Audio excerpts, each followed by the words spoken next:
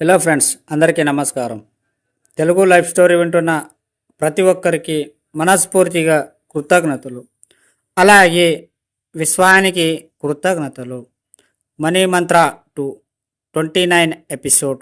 మీరు జీవితం మార్చుకోవాలి, లేదా నీ ఉన్నత స్థితిలో రావాలి, లేదా డబ్బు సంపాదించాలి, లేదా మీరు ఒక స్థాయిలో చాలా ఈజీగా డబ్బు సంపాదించి కోటేశ్వరుడిగా ఉండాలా?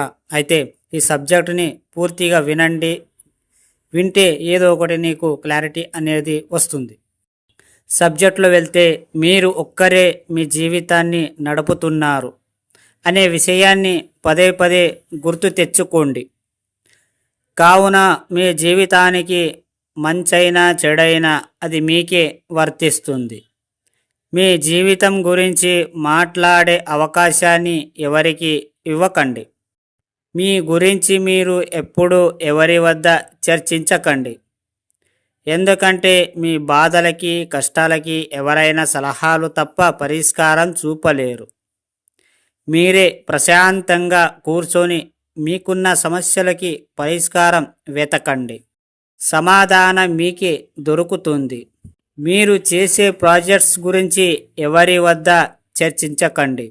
సక్సెస్ అయినా మీరే, ఫెయిల్ అయినా మీరే బాధ్యత వహించాలి తప్ప ఎవరు కారణం కాదు. ఒక్కసారి మీరు ఇలా ఎందుకు ఉన్నారు ఆలోచించండి. మీ జీవితం ఎలా ఉంటే బాగుంటుందో, ఒక రచయితగా ఒక స్టోరీ ఎలా మొదలుపెట్టి ఎలా ముగిస్తాడో, మీరు ఒక రచయితగా మీ జీవితాన్ని మీరే ప్రశాంతంగా కూర్చొని ఆలోచించి మరి వ్రాయండి. ఎవరికి చెప్పకండి. దాన్ని పదే పదే చూసుకోండి. ఏదైతే వ్రాస్తారో అలాగే మీ జీవితం తీర్చిదిద్దబడుతుంది. అందమైన జీవితం మీకు మాత్రమే సొంతం. దాన్ని మనస్ఫూర్తిగా అనుభవించండి. వీలైనంత మీకున్న కోరికలన్నీ తీర్చుకోండి. ఇతరులకు సహాయం చేస్తూ ప్రతిఫలం ఆశించకండి. ఇవ్వడంలో ఉన్న ఆనందం మిమ్మల్ని ధనవంతులని విశ్వానికి పరోక్షంగా చాటి చెప్పండి. మీ కంతకు ఇవ్వబడుతుంది. అర్థమయ్యిందా ఫ్రెండ్స్? మీరు డబ్బు సంపాదించడమే పని. మీ కష్టంతో కాకుండా చాలా ఈజీతో సంపాదించాలి. మీరు ఎప్పుడైతే కష్టంగా ఫీల్ అవుతారో మీకు డబ్బు కూడా కష్టంతోనే వస్తుంది. మీ జీవితం విలువ, మీ జీవితం కొన్ని పర్సనల్ స్టోరీలు ఎవరికి చర్చించవద్దు, చెప్పకండి. ఇలా చెప్పినప్పుడు నిన్ను క్యాచ్ చేస్తారు.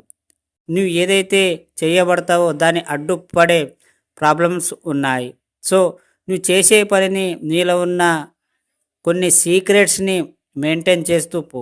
నువ్వు ఎలా ఎదుగుతావో, ఎలా డబ్బు సంపాదిస్తావో అందరికీ నువ్వు చెప్పక్కర్లేదు. సో వాళ్ళకే తెలుస్తుంది. సో కానీ మీరు చేసే పనిని మాత్రం ఎప్పుడు కూడా దాన్ని చర్చించకండి, ఎవరి ముందు చెప్పకండి. ఎందుకంటే అలా చెప్పినప్పుడు ఓవర్గా అనిపిస్తుంది, బిల్డప్గా అనిపిస్తుంది. చెప్పడం కన్నా మీ పని మీరు చేస్తూ పోండి. మీ గురించి 10 మంది మాట్లాడాలి తప్ప నువ్వే నీ గురించి చెప్పకూడదు. ఇలా మీరు క్రియేట్ చేసుకోండి. సింపుల్, ఈజీగా అయిపోతుంది. గట్టిగా అనుకోండి. మీరు గట్టిగా అనుకుంటే అది ఎలాంటి పని అయినా అవుతుంది. మీ మీద మీరు నమ్మకం పెట్టుకోండి, కంప్లీట్ చేశానని. అర్థమయ్యిందా ఫ్రెండ్స్? ఈ స్టోరీ విన్న ప్రతి ఒక్కరికి మనస్ఫూర్తిగా కృతజ్ఞతలు.